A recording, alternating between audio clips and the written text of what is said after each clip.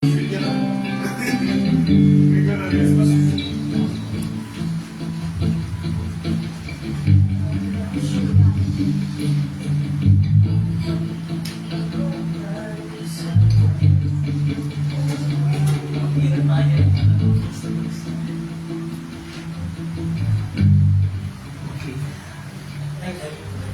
morning, everyone.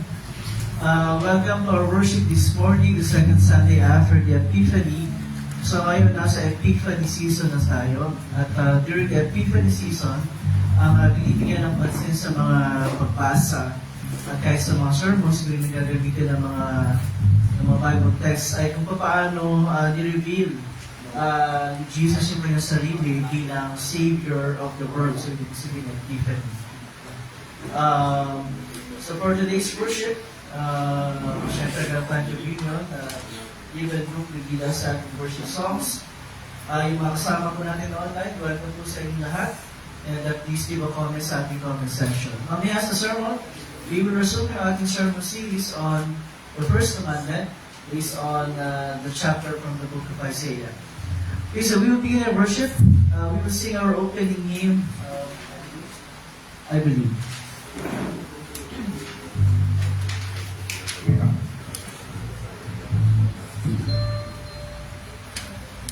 How slow do you want to sing?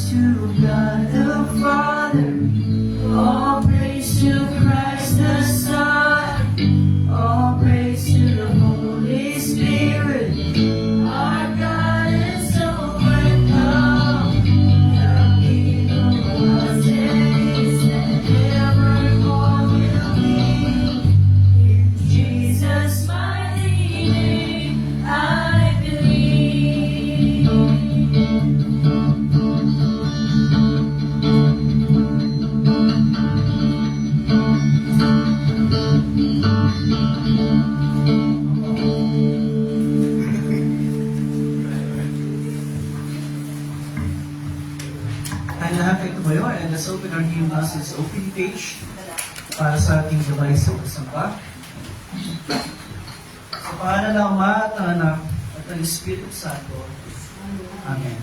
Mga minamahal sa Panginoon, lumapit tayo ng may tapat na puso at magpahayag ng ating kasalanan sa Diyos, sa ating Ama, at bumalik sa Kanya sa pangalan ng ating Panginoong Jesucristo upang tayo ay pagkalooban niya ng kapatawaran.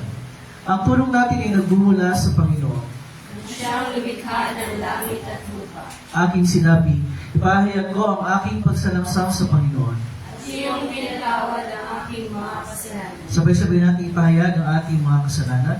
O Diyos, amang makapangyarihan sa lahat, amang mahabagin, ako na isang kaawa-awa at amang makasalanan, ay nagpapahayag sa iyo ng lahat ng aking mga kasalanan at mga kasamaan, na sa pamagitan ng mga ito, ikaw ay nilapastangan ko sa isip, sa salita at sa gawa. At ako'y karapat-dapat na sa kaparusahan mo sa panahon ito, at sa kaparusahan walang hanggan.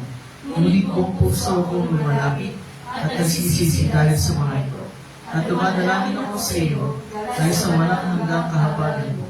At ang alam sa banal, walang dungis, mababait na pagtitiis at kamatayan ng iyong liibig na anak na si Jesucristo, na maging mahabagin, na papagbiyaya ka nawa sa akin, isang abang ng kasalanan. At sa tulong ng Espiritu Santo, ay palawakin ang aking kaalaman, at maging masunurin sa iyong salita hanggang sa wakas. At sa iyong habag at biyaya, ay magkaroon ako ng buhay na walang hanggan sa pamagitan ng Jesucristo na aking Panginoon. Amen. Ang Diyos ang ating masalangit ay tunay niyang mahabagin sa atin. Ibinigay niya ang kanyang bugtong na anak na si Jesus upang maging handog sa ipagpapatawad ng ating mga kasalanan. At bilang tinawag na lingkod ni Kristo sa pamagitan ng kanyang utos, ay pinatatawad ko sa inyo ang lahat ng inyong mga kasalanan sa pangalan ng Ama at ng Anak at ng Espiritu Santo. Amen. Tayo ay manatili na tayo.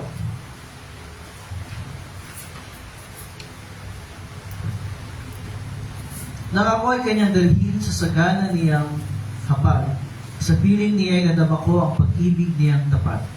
Ang wagas na pag-ibig mo, O Yahweh, ay walang hanggan, at ang iyong katapatan ay abot sa kalangitan. Matuwid at matatag ka na tulad ng kabundukan. Ang matuwid na hatol mo ay sinlalim ng karagatan. Ang lahat ng mga tao at mga hayop na nilalang. Sa tuwin ay kinupupkup ng mapagpala mong kamay. O Diyos, ang iyong pag-ibig mahalaga at matatag. Ang kalingay na darama sa lilim ng iyong bakpak. Sa pagkain isagana sa sarili mong tahanan, doon sila umiinom sa batis ng kabutihan. Sa iyo rin nagbubula silang lahat na may buhay, ang liwanag na taglayin mo ang sa amin ay umakay. Nang ako ay kanyang dalhin, sa sagana niyang hapag, sa piling niya inadama ko ang pag-ibig niyang tapat. Awitin natin ang luwalhati sa Ama. Luwalhati sa Ama at sa Anak at sa Espiritu. Paano noong una, Ngayon magpakailanman, walang hanggan. Amen. Panginoon, mahabag ka sa amin. Kristo, mahabag ka sa amin. Panginoon, mahabag ka sa amin.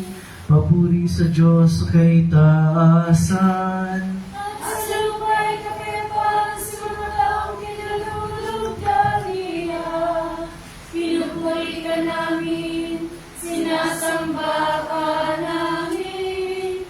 Niluwalhati ka namin, inasasalamatan ka namin dahil sa iyong kalwalhatian. O Panginoong Diyos, Hari ng kalangitan, Diyos ang makapangyarihan sa lahat. O Panginoong Diyos, bugtong na anak, Jesu Cristo. O Panginoong Diyos, Kordero ng Diyos, anak ng Ama. na nag-aalis ng kasalanan ng sanlibutan. Mahabag ka sa amin. Ikaw ang nag-aalis ng kasalanan ng sanlibutan. Tanggapin mo ang aming dalangin. Ikaw na nakalublog sa kanan ng Diyos Ama. Mahabag ka sa amin. Lamang ikaw lamang ang banal. Ikaw lamang ang Panginoon. Ikaw lamang, O Kristo, at ang Espiritu Santo, ang pinakadakilan sa kalwalhatian ng Diyos Ama. Amen. Ang Panginoon ay sumayo. At ang kanyang Espiritu. Manalangin tayo. Makapangyarihan at walang hanggang Diyos, ikaw na namamahala sa lahat ng bagay, sa langit at sa lupa. Buong kahabagan mong dinggin ang mga panalangin ng iyong mga hinirang at ipagkaloob mo sa amin ang iyong kapayapaan sa kabuuan ng aming buhay. Sa pamagitan ng iyong bugtong na anak, si Jesucristo na aming Panginoon, na nabubuhay, kagahari kasama mo at ng Espiritu Santo, iisang Diyos ngayon at magpasawalang hanggan. Amen. Tayo mo po at pakinggan natin ang pagbasa ng salita ng Diyos.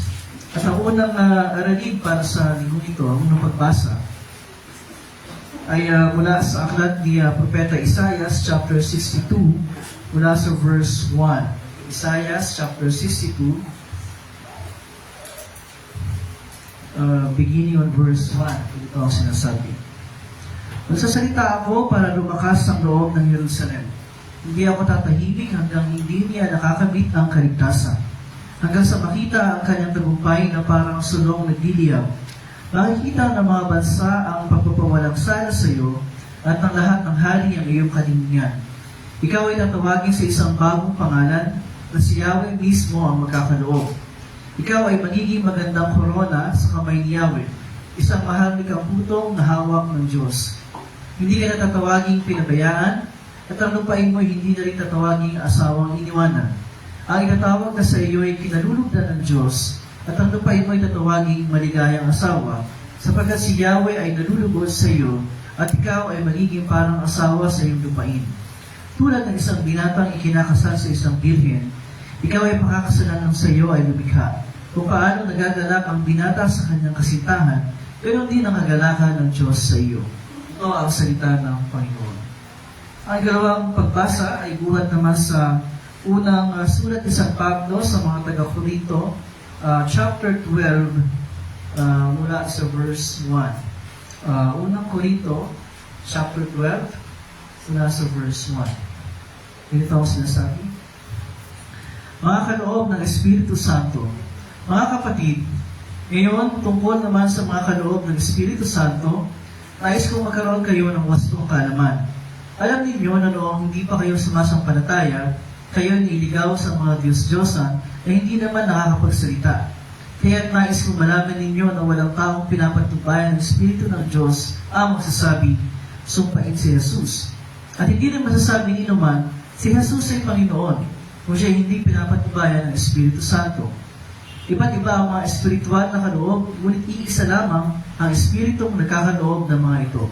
Iba't iba ang paraan ng paglilingkod, ngunit iisa lamang ang Panginoong pinaglilingkuran.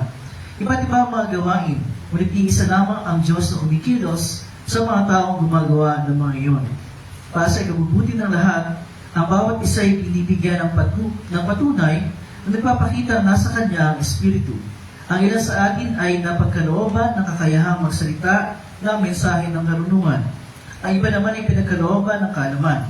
Subalit ng isang Espiritu ang nagkakaloob nito. Ang Espiritu rin iyon ang nagkakaloob sa iba ng pananampalataya sa Diyos. Kasi iba ay ang kapangyarihang makapagpagaling sa mga may sakit. May pinagkakalooban ng kapangyarihan gumawa ng mga himala. Sa iba naman ay kakayahang magpahayag ng mensahe mula sa Diyos. At sa iba ay kakayahang kumilala kung alin kaloob ang mula sa Espiritu at kung alin ang hindi. May pinagkakalooban ng kakayahang magsalita sa iba't ibang mga wika at sa iba naman ay magpaliwanag ng mga wikang iyon. Ngunit, iisang Espiritu lamang ang gumagawa ng lahat ng ito at namamahagi ng iba't ibang kaloob sa bawat isa ayon sa kanyang ipinasya. Ito ang salita ng Panginoon. Tumayo para sa pagbasa ng mabuting balita. Ang mabuting balita ay kay San Juan, Kabanatang 2, chapter 2, mula sa verse 1. Juan, chapter 2, beginning on verse 1. Ganito ang sinasabi. Ang unang himala ni Jesus. Ngayong katong araw, may kasalan sa Kana sa Galilea at naroon ang ina ni Jesus. Si Jesus at ang kanyang mga alagad ay inanyayahan din sa kasalan. Naubos ang alak, kaya sinabi ng ina ni Jesus sa kanya, Anak, wala na silang alak. Sinabi ni Jesus, Ipaubaya na lang po ninyo ito sa aking ginang. Hindi pa ito ang aking tamang oras. Sinabi ng kanyang ina sa mga naglilingkod, Gawin ninyo ang anumang sabihin niya sa inyo. May 6 na banga doon. Ang bawat isa ay naglalaman ng 20 hanggang 30 galon. Ang mga ito ay nakalaan para sa paghuhugas ayon sa ritual ng mga Hudyo. Sinabi ni Jesus sa mga tumutulong doon, Punuin ninyo ng tubig ang mga banga. At pinunungan nila ang mga banga na halos mag-umapaw. Pagkatapos, sinabi niya, Kumuha kayo ng kaunti at dalhin ninyo sa namamahala ng handaan. Dinalhan nga nila ang namamahala at itikman ito ang tubig na naging alak. Hindi niya alam kung saan nanggaling iyon, subalit alam ng mga sumalok ng tubig. Kaya tinawag niya ang lalaking ikinasal at sinabi, Ang masarap na alak ay unang inihahain. Kapag marami nang nainom ang mga tao, saka inihahain na mababang uri. Ngunit sa huli niyo inilabas ang masarap na alak. Ang nangyari ito sa Kana sa Galilea, ang unang himalang ginawa ni Jesus. Sa pamagitan nito, inihayag niya ang kanyang kalwalhatian at naniwala sa kanya ang mga alagad niya. Ito ang mabuting balita. Tayo manatiling nakatayo at ating sabay-sabay na ipapahayag ang ating pananampalataya sa pamagitan ng Credo Niceno. Ang Credo Niceno sa page 8. Sabay-sabay tayo. Sumasampalataya ako sa isang Diyos ang mga makapangyarihan sa lahat, na may likha ng langit at lupa, at ang lahat ng bagay na nakikita at hindi nakikita, at sa isang Panginoong Kristo, bugtong na anak ng Diyos, na mula sa Ama una sa lahat ng panahon.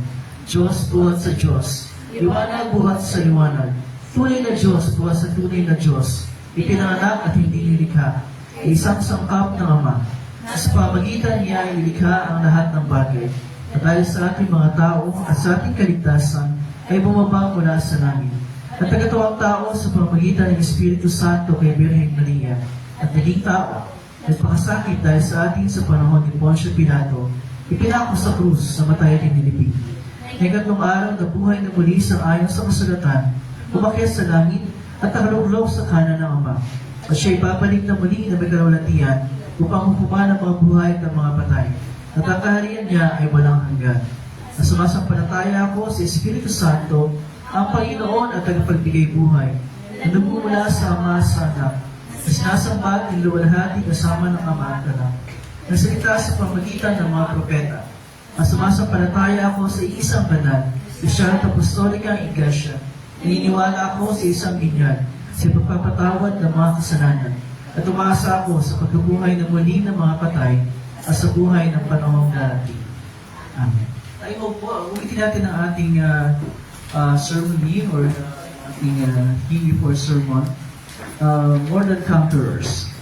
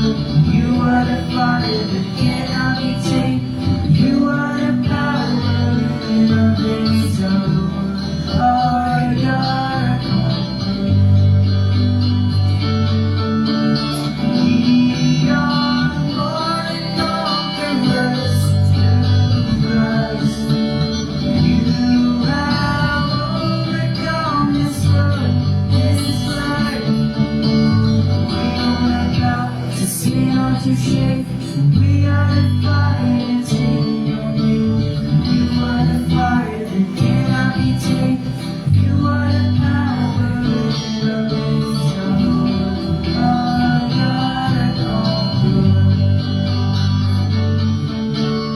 Nothing is impossible.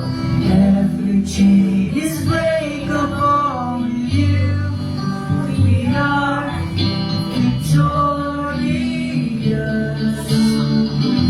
are stronger than ours.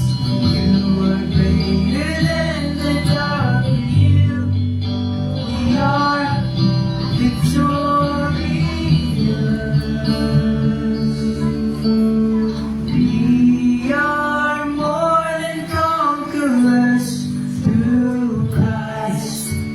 You have overcome this world, this life. We will not bow to sin or to shame. We are the fire that's in your name. You are the fire that cannot be tamed. You are the power in our midst.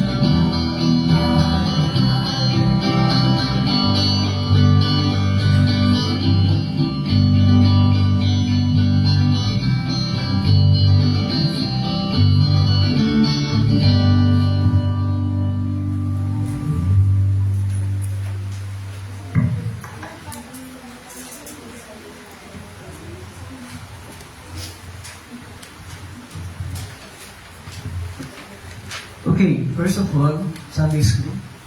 At ang mag-lead natin sa Sunday School ngayon, I see Ate Bessie, of course, and class ni Teacher Marian.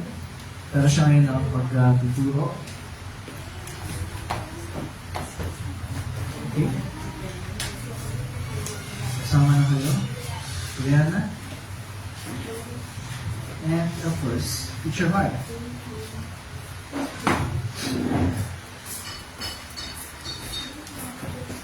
Okay. Now, since we are resuming yung ating series on the first commandment based on Isaiah chapter 44, okay, natin mga Bibles. Brian, pagkakaw mo yung mga Bibles, bigyan mo sila ng mga Bibles. At bago natin makalimutan, I think I mentioned the last time na every Sunday na magkakaroon tayo ng discussion about this. Meron tayong isang memory verse for Sunday. And sino nakaalala ng ating supposedly memory verse for yung first Sunday that we talk about yung first commandment based on Isaiah chapter 44. Sino nakaalala? Isaiah chapter 55 verse 8. Okay, so Isaiah chapter 55 verse 8 sa English, diba? For my thoughts are not your thoughts, and your ways are not my ways. So yun sa English. Sa Tagalog, let us recite this. So buksan niyo sa Isaiah chapter 55 verse 8. At tapos ay sabay-sabay nating basahin o bibigsin.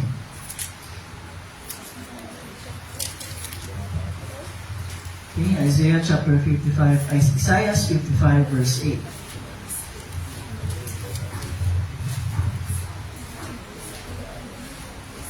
Okay, nandun na kayo? Akala ko ibig sa inyo. Okay, Isaiah chapter 55 verse 8.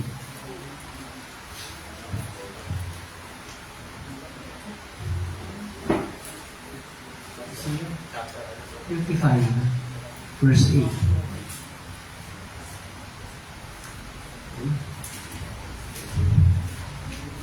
Isaiah chapter 55 verse 8. And are we ready? Sabay-sabay ating bigkasin. Starting with ang sabi ni Yahweh. Okay, 1, 2, 3, go. Sabi ni Yahweh, ang aking kaisipay hindi ninyo kaisipan, ang inyong kaparaanan ay hindi ko kaparaanan. Okay, let's try it without looking at our Bibles. Isaiah chapter 55 verse 8. Kaya natin? Kaya. Okay, let's try. 1, 2, 3, go. Isaiah. Okay, read natin from the book. Isaiah. Ready, go. Isaiah chapter 55, verse 8. Ang sabi ni Yahweh, isipay hindi ninyong kaisipan. Ang baligtad, ang inyong kaparaanan ay hindi ko kaparaanan. So, reversion na, yung sa first line, ang aking kaisipan ay hindi ninyong kaisipan. And then yung second line, ang inyong kaparaanan ay hindi ko kaparaanan. Okay? So, meron siyang reversal. Kung aking to inyo. Okay, one more time. Isaiah 55 verse 8. 1, 2, 3, go. Isaiah chapter 55 verse 8. Ang sabi ni Yahweh, ang aking ay hindi nyo kaisipan. Ang inyong kaparaanan ay hindi ko kaparaanan. Very good. Tandaan niyo yan, mamaya i-disciple natin. And then we have another memory verse to memorize, of course. Okay, just a quick recap. Excuse me. So last time, tinalakay natin, please. Gusto ko na yung Bible sa Isaiah chapter 44. Kasi ano ating basihan ng ating pagtalakay. Isaiah chapter 44.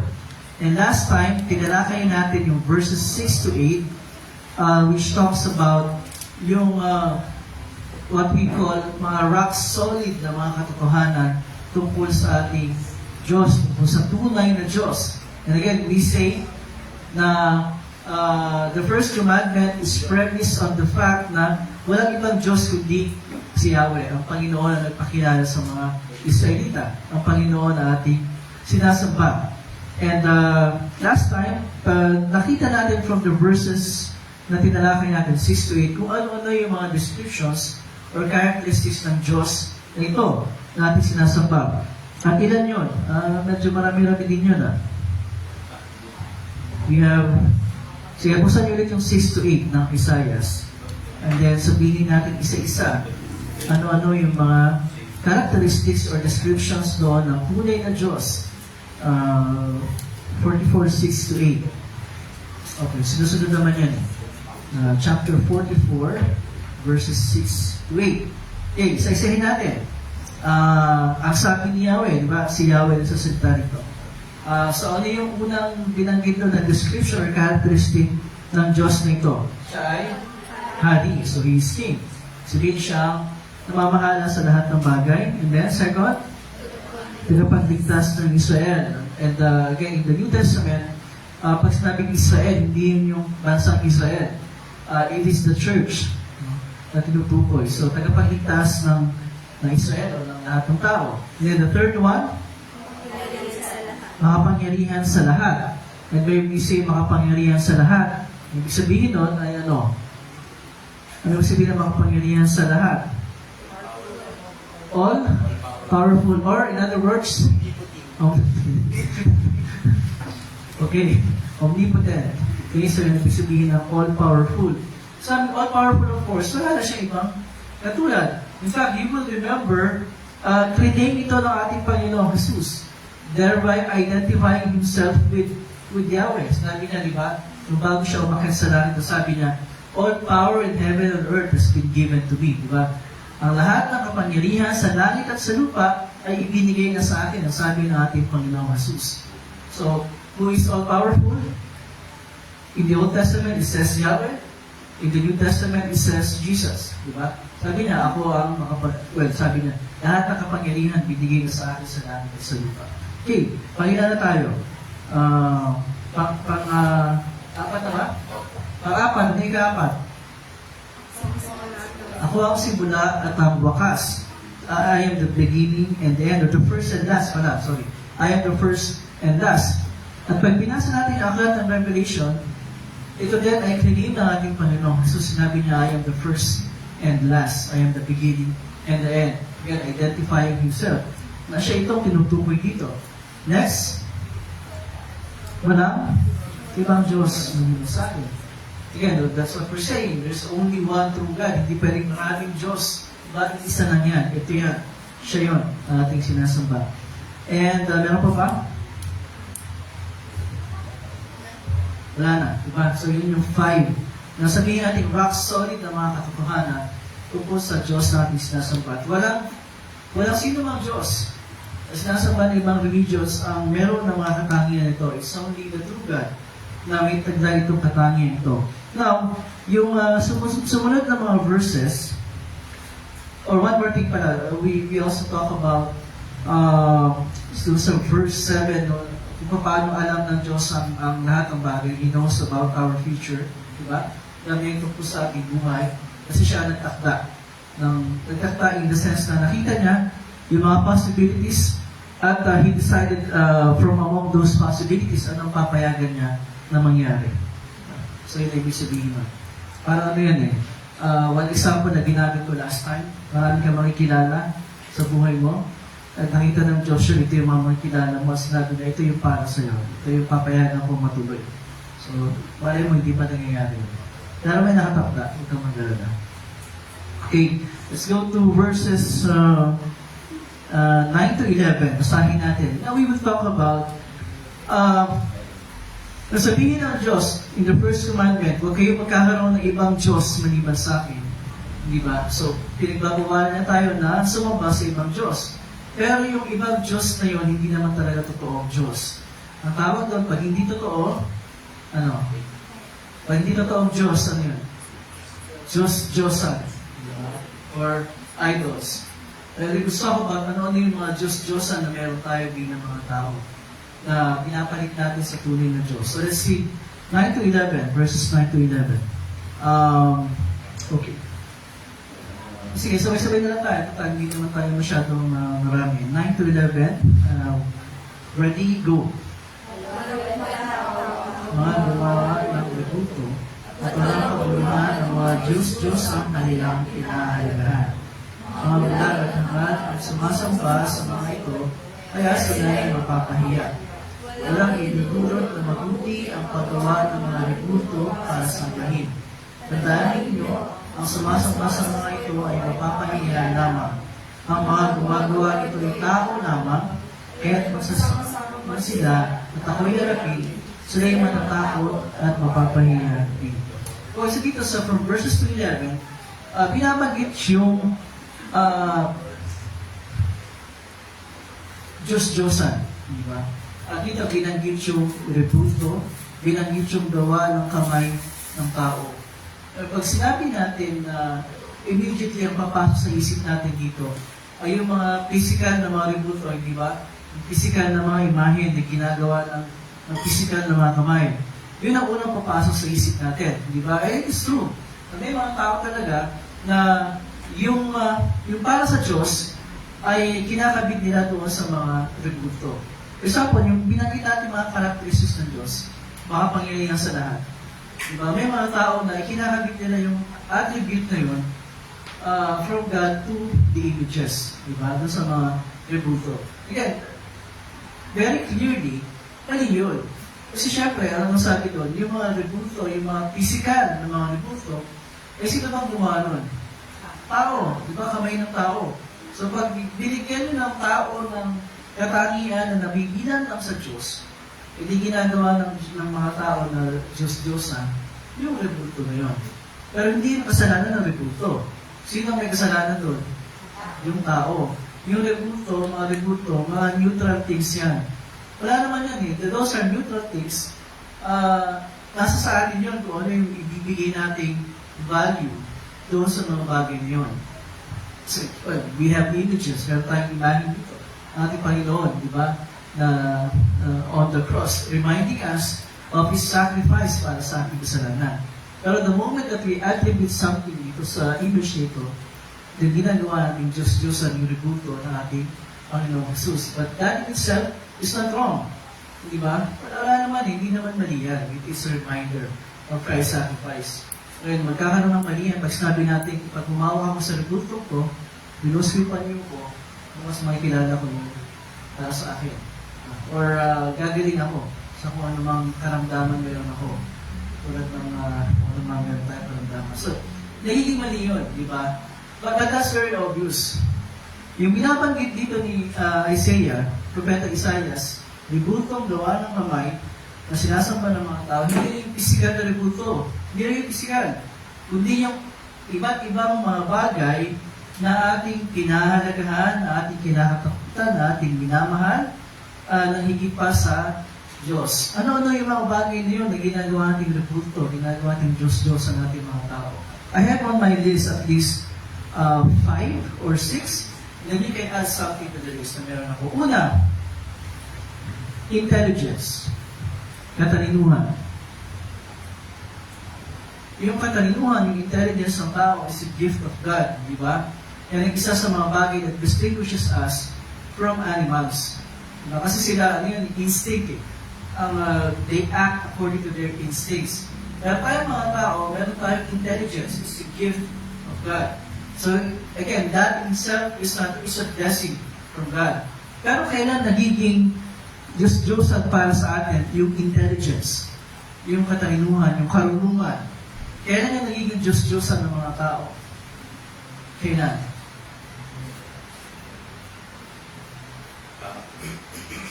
Kapag gusto tayo natin yung masigit na po yung alam natin. Okay. Kapag we think na mas marunong tayo kaysa sa Diyos. Paano paraan? Yung ano po, na parang, hindi naman ako natutulungan ng Diyos sa sitwasyon ko na to. Ako lang kaya ko naman. Okay. So yan, hindi na mga bagay na, I think, hindi kaya ng Diyos to, kaya ko to. Diba? Hindi na mga bagay. Akin to, ako nang bahala dito. Yes, tama, yun yung isang example. Ano pa? Ano pa yung example ng ginagawa ng Diyos-Diyosan yung ating karunungan, yung ating katalinuhan, na again, it's a gift of God para gamitin sa tama. What else? Actually, marami. For example, yung mga tagapagturo ng Biblia, maraming mga napakatalino mga iskolar ng Biblia, nagsimula silang mga matatag, mga faithful na mga mananampalatayang Kristiyano, pero habang lumalalim sila sa kanilang pag-aaral, bigla silang nawawala at nagiging anti-Bible. Bakit? Kasi ginagamit nila yung karunungan nila para husgahan yung salita ng Diyos. Nagiging batayanan ng katotohanan para sa kanila is not what the Bible says, but what they think the Bible says.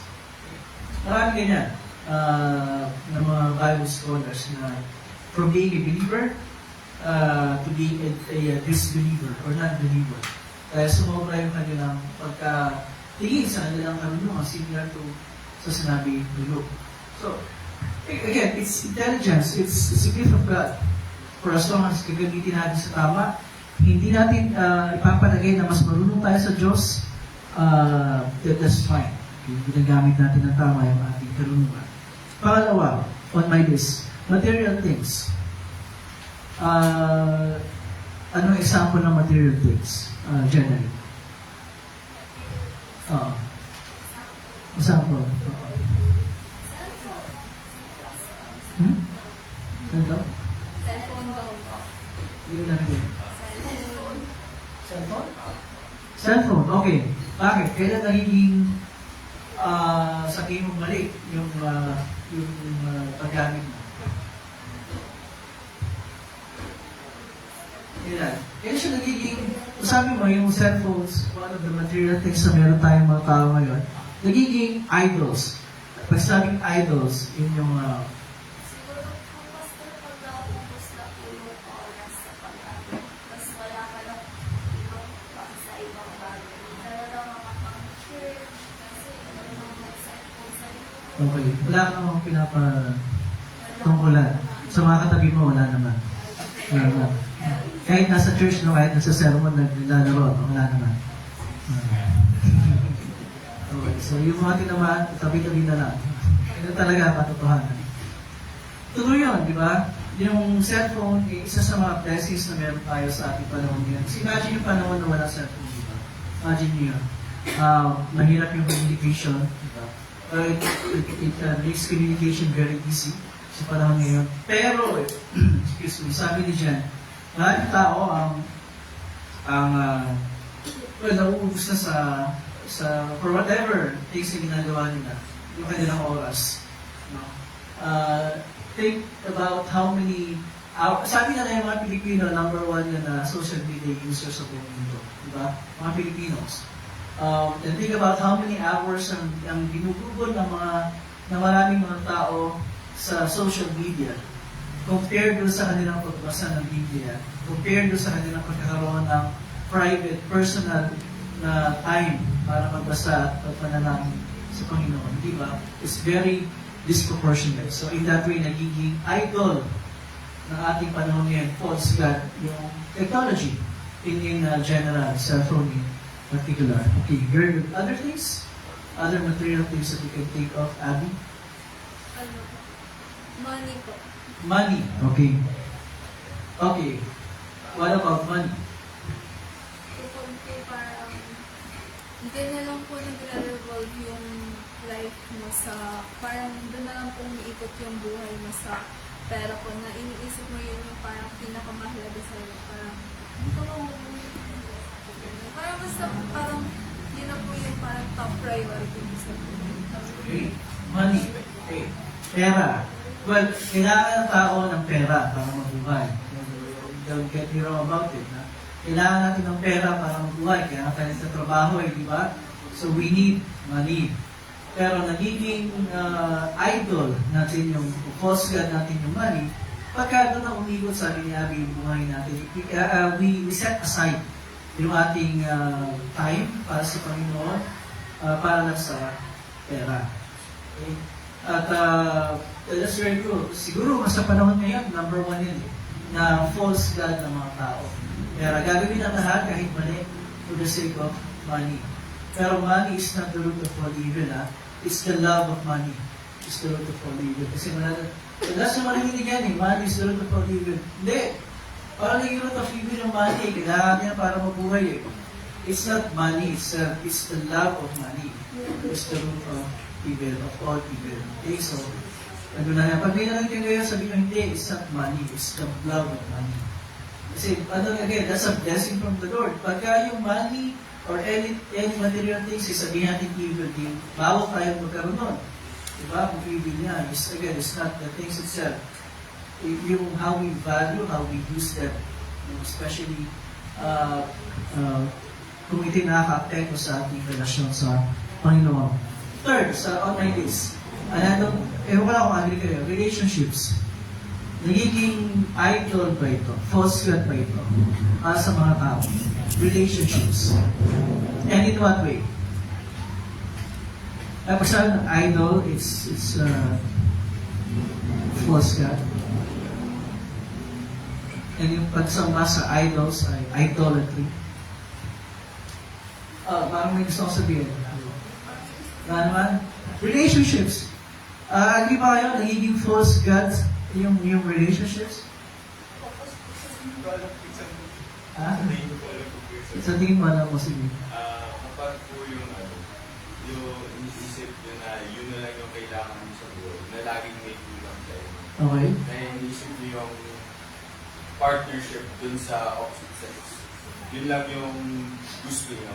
Okay. Imbes na dapat yung perception nyo is kailangan yung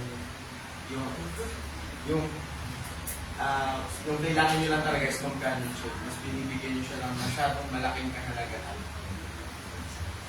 Okay. Alam natin ibig sabihin natin. Again, ang ating basihan palagi ay yung explanation to the first commandment. Kailan tayo nagkakaroon ng ibang Diyos? Kapag tayo ay natatakot, umiibig at nagtitiwala sa sino man at sa anuman ang higit sa ating pagtitiwala, pagmamahal at pagkatakot sa Diyos. Yun ang measure palagi. Anything that exceeds yung dapat natin ibigay sa Diyos, yun ang nagiging Diyos-Diyosan natin. That's how we know na lumalagpas na tayo. Kasi again, relationships are blessings from the Lord. Diba? Blessing yan eh. At pagpapaulit-ulit mo sinasabi yan, it's a blessing from the Lord. Ang Diyos mismo ang nagtatag ng diba, when He created man, sabi niya hindi mabuti mag-isa ang lalaki. And in the same way, hindi mabuti mag-isa ang babae. So He created both male and female. Diba? Pero within the bounds of His will para sa bagay na yan. Diba?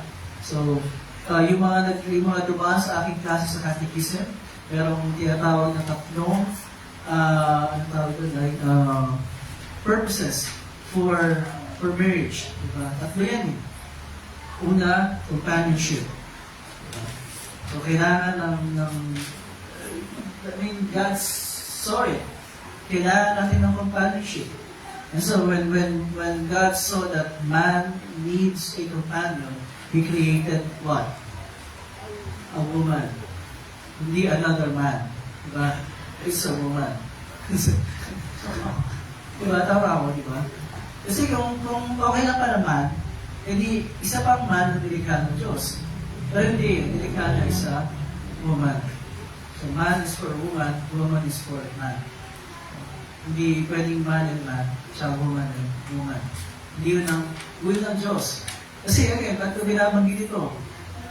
That's one way na tinitwist ng mga tao yung relationships para maging Diyos-Diyosan. Ginagawa ito, pinapattern ito, not after God's will, kundi after convenience, after kung ano yung trend ng society. The trend niya yan, okay lang naman. So, okay na. Hindi, it's not okay. That's outside and against the will of God. So, number one is companionship. Pangalawa, procreation. Ano yung gusto niya procreation? Nung nilikha ng Diyos si Adan at saka si Eva, anong sabi niya sa kanila? Anong bilin niya? Magparami, multiply. So that's the second purpose for marriage. Magpakarami, so multiply. Hindi ako multiply kung man and man sa woman and woman, di ba? Hindi pwede yun. So procreation, magpakarami. The third one, ito yung pinaka nakikita ng marami ng tao na kailangan nila ng opposite sex. Ano yun? Sex. Sexual pleasure. It's not wrong. Diba? Kumbaga, naka-built in sa atin yung pagkatao that need yung pangailangan na yan. Pero, yung pangailangan na yan ay nais ng Diyos na matugunan natin in the context of marriage. Diba? So there's nothing wrong with it for as long as it is, for as long na ito ay ginagawa within the context of marriage. Kaya binigay niya yun eh.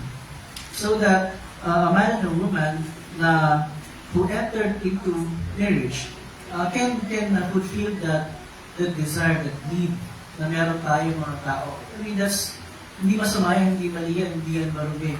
But it should be practiced within the context of marriage. Diba? So, yun ang palagi natin, ulit-ulit natin sinasabi.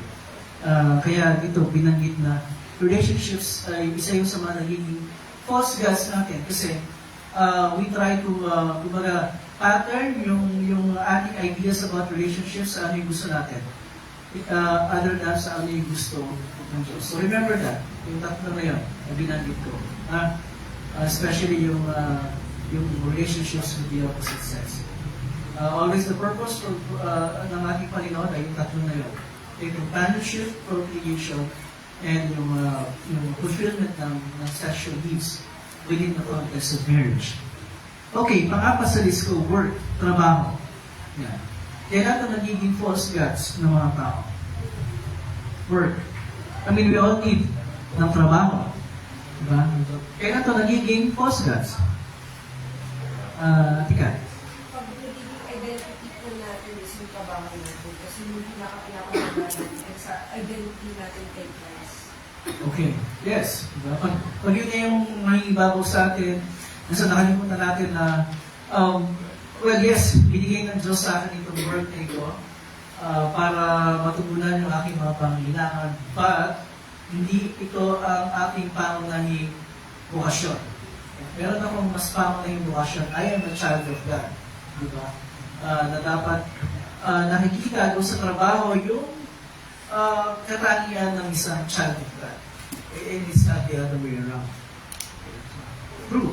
Yung iba pa, hindi pa tayo makapag-isip masyado. Mas wala pa naman tayong trabaho, pero si Jen, nagtatrabaho na. So, sa tingin mo, Jen, ano na to? Question to, it's an innocent question. Walang ano to. How about yung mga tao na hindi nakapag-church dahil nagtatrabaho ng Sunday? Sa tingin mo, nagkakasala sila against the, anong utos yun? Third commandment. Ilaan mo sa akin ang araw ng lumahinga. Sa tingin mo, Jen, yung katulad mo nagtatrabaho, may mga Sunday sa may trabaho. Sa tingin mo, nagkakasala ba yung taong nagtatrabaho pag wala siya sa church sa Sunday? Nababayad ba yung 12th month? Why?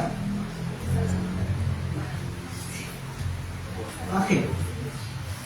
Pero wala, depende po kasi wala po silang choice kung pasok sila ng araw. So, nagkakasala o hindi? Sana po, pero wala silang choice. Okay. Nagkakasala. Nagtingin mo iba? Exam na sila sila. Ano ba sabihin? Ang tingin nyo? Pagka nagtatrabaho sa Sunday kasi wala naman choice. But are you sinning against the third commandment? Ano? Ano dito? Sabi ni Jen, oo, kaya lang wala naman silang choice. Ano dito? Ano dito? Tingin mo. Sabi, tingin mo. Hindi, dahil Kasi po, parang, hindi naman po sa parang hindi required. Pero yung, ano po kasi yun parang responsibility mo po yun as a worker. Okay. Tapos pwede mo naman po, yung pagsamba sa Diyos, hindi lang naman po siya, like, kailangan sa church talaga. Pwede naman po sa bahay. Okay. Or like after work, ganun po. So, hindi naman po parang sobrang required na na pumunta kang church kada linggo. To the point na aalis po, a-absent ka sa sa church kada linggo kasi iniisip mo na kasalanan siya. okay. Eh, sabi niya, hindi naman kasi hindi naman tayo limited doon sa Sunday at yung oras ng pagsamba para makasamba tayo sa Diyos. Tama? Yes, sir. But, tama yun. Hindi naman kasalanan yun. Especially kung wala ka naman choice. Diba? Especially kung empleyado ka, may trabaho ng Sunday, it's not a sin. Magiging kasalanan yun pagka may choice ka pero ginawa mo pa rin. It's a different thing pag may choice ka pero ginawa mo. Kasi may choice ka eh. May choice ka. Pero kung wala kang choice, hindi ka nagkakasala. Dahil hindi mo naman yung ginawa na dahil gusto mo gawin. Ngayon, hindi na ibig sabihin na pag hindi mo gusto gawin, ibig sabihin hindi ka nagkakasala. Applicable lang yan sa ilang mga situations, hindi sa lahat ng mga situations. Except doon sa binanggit natin sa word. Hindi, kasi maraming paraan, kami sabi ni Abby, maraming paraan para kung hindi ka nakasamba ng Sunday during worship, maraming paraan. Diba? Pagdating mo sa bahay, then you go read yung readings para sa araw na yun. At mag-meditate ka and you pray to the Lord, then parang na rin nakasamba sa. And of course, may mga benefits yung pagsamba together with other Christians. Now, hindi mo magagawa pag mag-isa ka lang. Diba? So, hindi pa rin siya talaga replacement. Pero what I mean is that maraming paraan para makompensate mo yung nawala sa'yo pag wala ka ng Sunday na umaga. But it's not the same, especially if it's not your choice na lumiban. Okay, yung next list ko, I think you will also agree with me, nagiging idols din ng mga tao ngayon yung rest and relaxation. I mean, we all need to rest and relax. Kailangan natin yan, di ba? Sino hindi kailangan ng mag-rest at mag-relax? Wala. We all need that, di ba? Kailangan ng rest and relaxation. Diba? We all need that. Kailangan natin yan. Kaya nga, ano yun? Kaya mayroong commandment na magpahinga, di ba? Araw na po ang mahinga kasi God recognizes our need to rest and relax. Pero kailan siya nagiging idol o false God ng mga tao? Kailan nagiging idols yung rest and relaxation? Kailan? Kailan? Abi, meron ka sagot? Kailan nagiging idols? False gods ng mga tao yung rest and relaxation. Aisha, ikaw. Wala po yung customer. Oh, ikaw mo kung gawin, sabi lang naman sa Jim. Relax ka lang, relax. Kaya kailangan mo mag-relax. Okay. Ano, kailan siya nagiging idols? Rest and relaxation. Kailan? Any idea? Kaya siya nagiging idols? Most guys? Rest and relaxation? Of course, kung yung ating ginagamit na way to rest and relax ay yung mga activities na dapat sa salita ng Diyos. Of course, that's magiging idol natin yung rest and relaxation. Ano pa? Any other things that you can think of? Anything? Ate Katrina, may isip ka ba?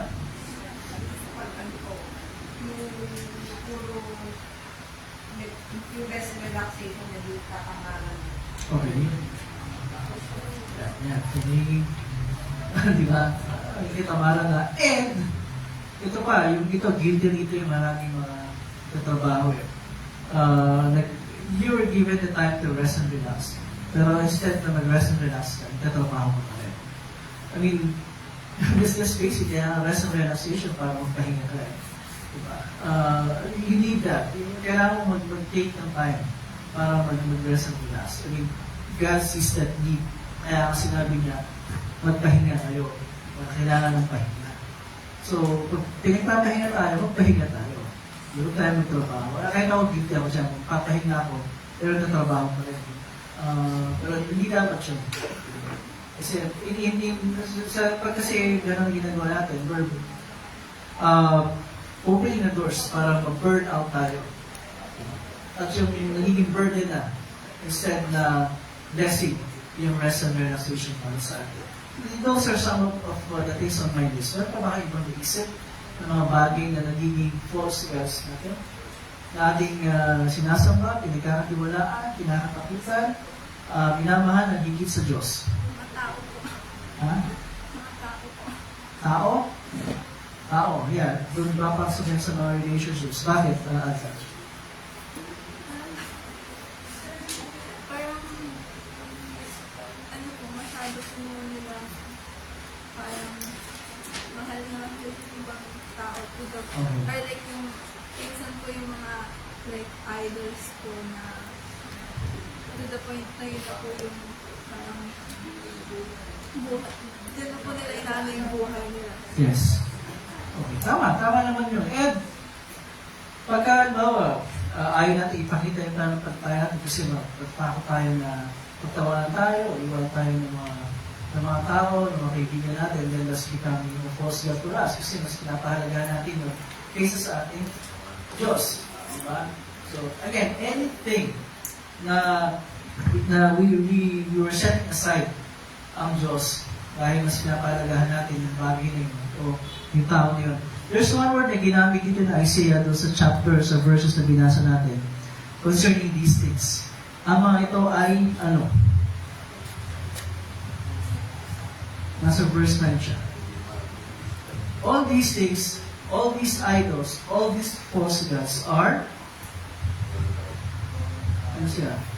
Itong mga bagay nito na Diyos natin ay ano? Ano sila? Gawa tao, ano ang sila? Bulang kataman. Walang? Bulang kataman. Aha. Doon sa verse 9. Walang kwenta. Bulang kwenta. Walang kwenta at Walang kabuluhan. yung isa pa, yung isang walang. Walang kabuluhan. All these things, blessing from the Lord, pero the moment na pinalitan natin ang Diyos ng mga bagay nito, ang mga bagay nito ay nagiging walang kabuluhan. Worthless sa English. All these are worthless pagka pinalit natin ng mga bagay dito sa Diyos. Kasi pinapalitan natin yung ultimate source ng ating blessing, ng ating joy, ng ating happiness, ng ating buhay. That's why they become worthless. Diba? Pag ginawa natin mga false gods or idols. Again, isa lamang ang karapat-dapat whose worth na maging number one at top sa buhay natin, ang Diyos na yun. Kasi, para sa Kanya, tayo rin ang number one sa Kanya. At pinakita niya yan by offering His life on the cross para mabayaran yung lahat ng ating mga kasalanan so that yung ating relationship with Him will be restored, yung ating relationship with other people will be restored, at saka meron tayong assurance na ano man na mangyari, And we have a sure salvation, a sure place in heaven pagdating na tama pa na. Opo. We will continue on next Sunday at nawa ay sumayin niyo lahat ang kasaganang pagpapala ng ating Panginoon. Amen. Okay, we'll continue by gathering our offerings.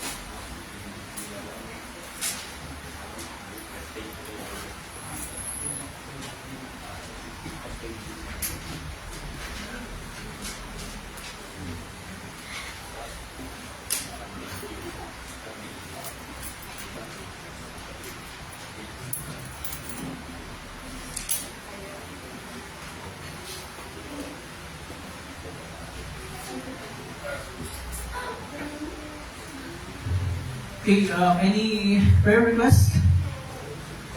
Bago tayo dumako sa ating panalangin pangkalahatan. Prayer request. Prayer para sa mga may sakit. Wala si Cyrus ngayon kasi meron siyang sakit. Meron siyang lagnat. Actually, yung pagdawag na lang. Sabi na lang ni John yun. Okay, meron pa? Okay, field trip na Odini bukas. Saan ang field trip? Sa Suti. Okay, ano pa? Jamati. Okay, so yung mga naglahat ng job. Sana mahal na parang love hunting din nila. Opo. Pero sana po Hirapan natin. Sana yun po yung hindi pagkain sa akin. Kasi medyo Hindi naman yan. Okay, ano pa? Yes? Wala na? Ate Kat, ano ka prayer request? Hindi naman po pero parang tumakas yung Oo. Patuloy na. Pag-improve ng health condition ng Ate Katrina. Para walang inisip, walang worry, walang stress. Anything else? Wala na. Just very seated for our prayer. Pagkatapos ng prayer, we will call the Sunday Scriptures. Okay? Okay. Let us go to the Lord in prayer. Manalangin tayo. Diyos sa mga makapangyarihan sa lahat, maraming salamat po muli sa bagong araw nito na pinagkaloob po niyo sa amin for the opportunity to gather together to worship you, hear your word, at matanggap po namin ang ultimate blessings of forgiveness of sins, kalakasan para sa aming pamumuhay sa lupa and assurance of salvation. Also Lord, we pray na patatawarin po kami sa lahat ng aming mga nagagawang kasalanan, sa mga pagkakamali namin, sa aming maraming mga pagkulang, and your, in fact, nananampalataya na ang lahat po ng ito ay pinatawad na sapagkat ang mga ito binayaran na ng aming Panginoon sa kanyang sakripisyo doon sa krus para sa amin. We also pray para doon sa mga hindi po namin kasama ngayon, especially yung mga masakit, katulad po ng Cyrus. Kayo po ang magpagaling sa kanya, alisin po yung kanyang lagnat, at ibalik ang kanyang maayos na kalusugan. Yung Panginoon ang aming prayer request para kay Katrina, na kayo po ang patuloy na kumilos at pakilos po yung makapangyarihang kamay para tuluyang pagalingin yung kanyang yung bukol niya para ito ay hindi naman isang serious issue para sa kanyang kalusugan at nawa pa rin naman bigyan po siya ng hindi lang ng kalakasan ng katawan, kundi ng pananampalataya para po ang natin ito ay kanyang pagkatiwala sa iyo at mawala yung kanyang mga alalahanin. We also pray, Lord, para dun sa mga estudyante na may field trip bukas, katulad po ni Audrey May, ay po magkalaw sa kanila ng ligtas na pagbibiyaya papunta at pabalik na kanilang mga tahanan. Kasama rin po sa aming panalangin yung mga naghahanap ng trabaho, katulad po ni Luke. Ipatulong po nito Panginoon sa kanya, yung nararapat na trabaho para sa kanya, yung tamang trabaho para sa kanya. At naniniwala po kami Panginoon na ibibigay niyo sa kanya ayon sa inyong kalooban, sa inyong pamamaraan. At kasama po sa aming panalangin ang lahat po ng aming mga kapatiran sa ibang dako, ang San Miguel family sa Cavite, at ang aming kapatiran sa Davao sa pamumulan ni Pastor Marza. At sa lahat po ng mga hindi namin nabanggit na mga kahilinganan, tipi aming hinihiling sa iyo, alang-alang sa mapait na pag-uusap, ang mga tayo ng pagkabuhay niya sa sustainable na at aming Panginoon tagapagligtas ngayon kailanman. Amen. Okay, kaya niyo ating mga Sunday speakers.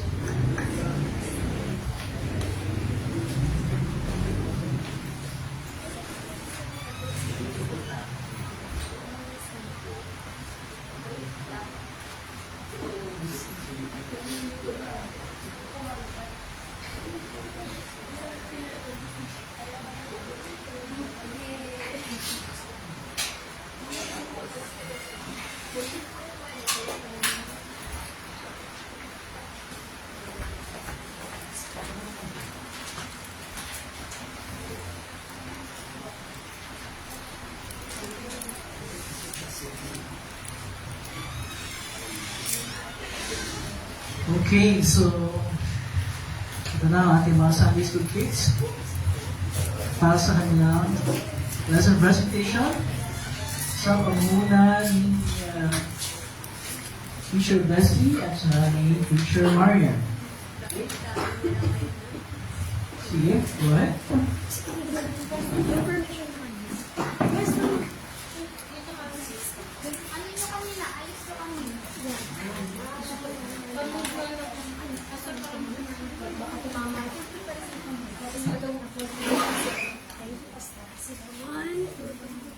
Good morning, kids! Morning, teachers.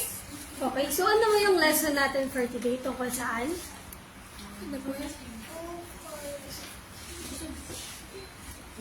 Tungkol kay Moises, di ba? Ano yung ginawa ni Moises? Di ba nagkaroon siya ng... Yes, very good. Nagkaroon siya ng kasalanan. So, sa unang tanong natin, ano nga ba yung mga kailangan ng tao para mabuhay? Pagkain, tubig, damit. Yes, very good. So, ano yung ginawa ng Panginoon nung kailangan ng mga Israelita ng tubig? Sinabi niya po kay Moises na, ay binigyan niya po si Moises ng patpat. Tapos sinabi po ng Panginoon na kung Kausapin niya kausapin yung bato para po magbigay ng tubig. Yes, very good. So, sa halip na manghingi ng tulong ang mga Israelita sa Panginoon dahil nga wala silang tubig, ano yung ginawa ng mga Israelita? Nagreklamo. Yes, nagreklamo lang sila, di ba? Wala silang ginawa kundi magreklamo. So, pagkatapos magdasali ng Moises sa Aaron, para manghingi ng tulong sa Panginoon, ano yung sinabi ng Panginoon? Di ba yun nga, pinaano niya yung bato, kausapin lang. Nagtiwala ba si Moises at binigyan ng parangal yung Panginoon? Hindi po. Anong ginawa niya? Pinukpok niya po ng 2 beses yung bato. Yes, instead na kausapin, di ba, pinukpok niya pa. Tapos nagalit siya doon sa mga Israelita. So, matatawag ba nating nagkasala si Moises? Yes. Anong natanggap na parusa ni Moises dahil sa ginawa niya? Hindi naman dahil yung Maglihid, di ba? Sa Promised Land. Yes. Sa mga Israelita naman, paano sila nagkasala sa Panginoon? nagre-reklamo. Yes, dahil hindi sila nagpapasalamat, diba, sa mga nagawa ng Panginoon sa kanila sa pang-araw-araw. Sa halip, nagreklamo pa sila. So, ano ang ginawa ng Panginoon para parusahan sila? Nadala ng mga pamandag na ahas. Yes. Dahil sa ginawa ng Panginoon na pagpapadala ng mga makakamandag na ahas, natuto ba yung mga Israelita? Opo. Sa paanong paraan? Nung pumunta mo sila kay Moses para anuhin yung mga nagawa nila pong kasalanan. Very good. At panghuli naman, nanaig pa rin ba yung pagmamahal ng Diyos para sa atin? Opo. Sa paanong paraan? Anong inutos niya kay Moises? Ansong ahas. Yes, di ba? At kung sino man ang titingin na Israelita na natuklaw ng ahas at tumingin doon, sige. Hindi mamamatay. Yes. Kahit padating sila na as ay hindi sila mamamatay. Oh, yes, very good. So, Bible verse. 1, 2, 3, go. John chapter 3 verse 16. Sapagkat ngayon na lamang ang pag-ibig ng Diyos sa Buhay. Kaya ibinigay niya ang kanyang Kaisa-isang anak, upang ang sinumang sumampalataya sa Kanya ay hindi mapahamak, kundi magkaroon ng buhay na walang hanggan. John chapter 3, verse 16. So, ayun. Meron po silang performance na inihanda. Are you guys ready? Yes. Yes. Okay. Ala, yung usapan natin, ayusin ano. Okay. 1, 2, 3, go! Let's go deep, deep, deep. Deep in the ocean, let's go deep, deep, deep. Deep in my feet. Deep, deep, deep. Deep in my heart. See my love is endless deep. Deeper than the sea.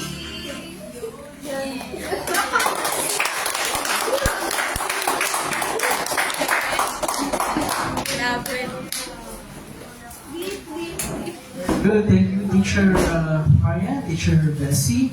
Pero din tayo may words, diba? Sabi ko, recite natin one more time.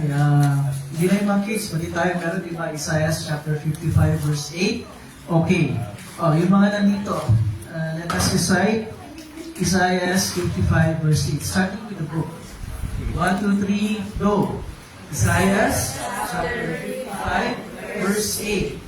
Ang Sabi ni Yahweh, ang aking kaisipan ay hindi mo kaisipan. Ang inyong kaparaanan ay hindi ko kaparaanan. One more time. Isaiah 55, verse 8. Yung mas malakas.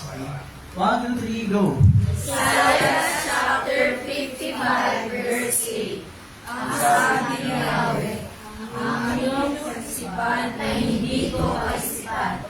At ang inyong kaparaanan ay hindi ko kaparaanan. Ang aking kaisipan ay hindi kaisipan. Ang inyong kaparaanan ay hindi ko kaparaanan. Okay, very good. Mamaya. Next natin, we have another memory verse. So let's all stand sa ating paghahanda sa banal na Tabunan 20, page 16. Ang ating mga team now, sa page 16. Ang Panginoon ay sumayo sa kanyang espiritu. Magalakang inyong mga puso. Magalak tayo sa Panginoon. Magpasalamat tayo sa ating Panginoong Diyos. Nararapat at matuwid na gawin natin. O Panginoon, namang banal, makapangyarihan, walang hanggang Diyos, tunay kang nararapat, matuwid, kapuri-puri, na kami dapat magpasalamat sa iyo sa lahat ng panahon at sa lahat ng dako. At ngayon, ikaw ay aming pinupuri na iyong pinagkaloob sa amin ng iyong bugtong na anak at sa Kanya na nasumpungan sa anyong tao ay iyong pinahayag ang kaganapan ng iyong kalulatian. Kaya kasama ng mga anghel at mga anghel at ng buong buwan ng langit, aming pinupuri at dadakilang malahati mo pangalan. Laging pinupuri ka at sinasabi, Manal, manal, manal, Diyos na Panginoon ng mga hukbo. Ang langit at ang lupa ay puno ng iyong kalwalhatian. Hosana, Hosana, Hosana sa kaitaasan. Purihin nawa siya, purihin nawa siya, purihin nawa siya na pumaparito sa pangalan ng Panginoon. Hosana, Hosana, Hosana sa kaitaasan. Gamitin natin ang manami. Ang malangit nasa langit, sambahin ang ngalan mo. Ikaw nawa ang mag-ari sa amin. Sundin ang kalooban mo dito sa lupa tulad ng sa langit. Bigyan kami ng pagkain kailangan sa araw-araw at patawarin mo kami sa mga kasalanan namin tulad din ng aming pagpapatawad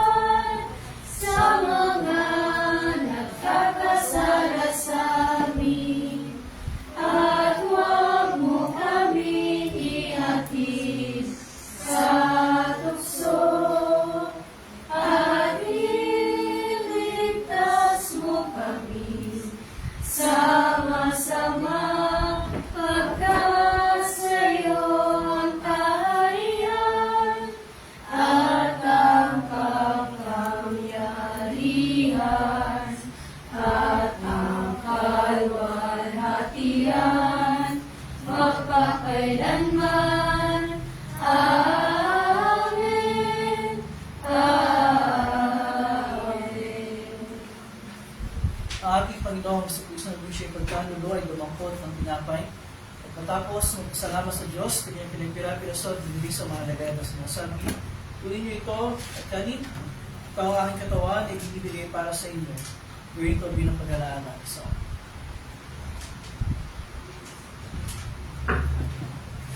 Sa ganyan parang hinawakan niya ang saro. Pagkatapos ng pagkatunan na mapagpasalamat na siya sa Diyos, ay binigay niya sa kanya na sinasabi. Uminom tayong lahat ito sapagkat ito ang pigo ng iba. Ang aking dugo ay nabubungos tayo sa marami sa pagpapatawad ng mga kasalanan. Gawin ito sa inom kayo ito bilang pag-alaala sa akin. Ang kapayapaan ng Panginoon ay laging sumayo. Amen. O Kristo, ikaw ang kordero ng Diyos, na nag-alis ng kasalanan ng sanlibutan, mabag ka sa amin. O Kristo, ikaw ang kordero ng Diyos, na nag-alis ng kasalanan ng sanlibutan, mabag ka sa amin. O Kristo, ikaw ang kordero ng Diyos, na nag-alis ng kasalanan ng sanlibutan, ipagkaloob mo sa amin ang iyong kapayapaan.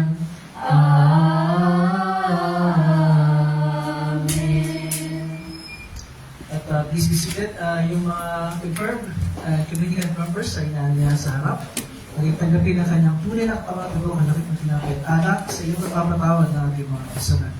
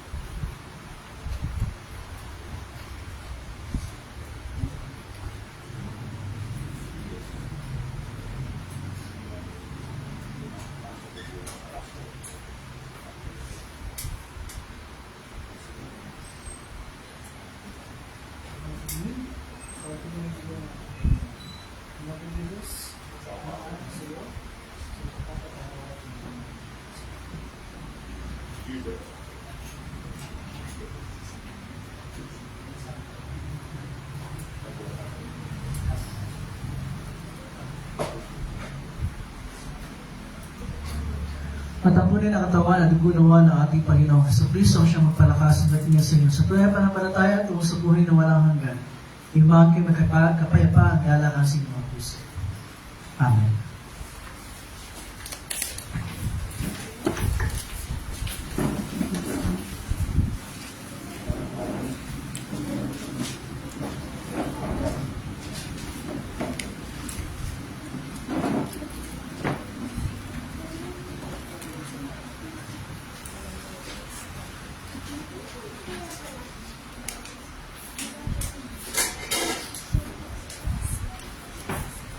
natin tumayo.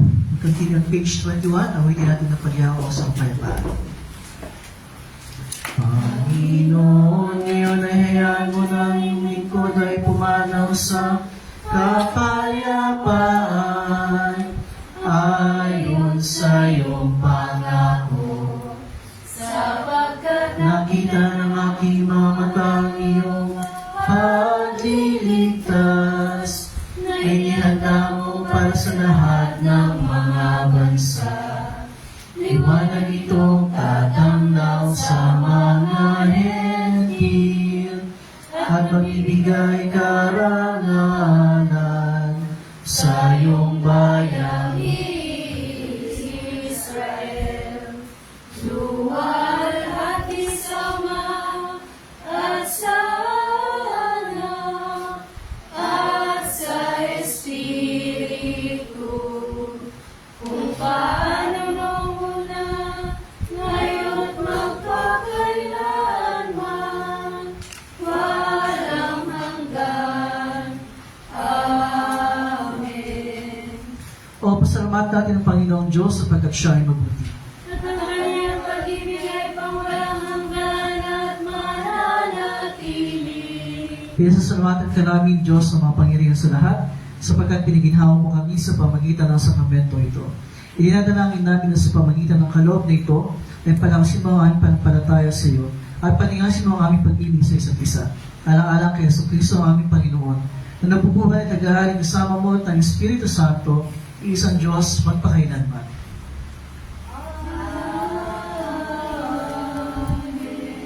Ang Panginoon ay sumayo. Ang Espiritu, Purihin natin ng Panginoon. masalamat tayo sa Diyos. Nakitin niyo pagpala ng Panginoon. Pagpalain ka nawa ng Panginoon at ingatan.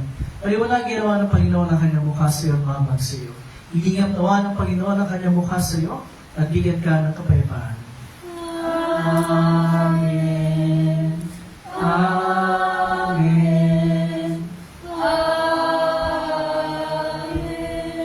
As we seated, we will sing our closing hymn. Lord, I offer my life.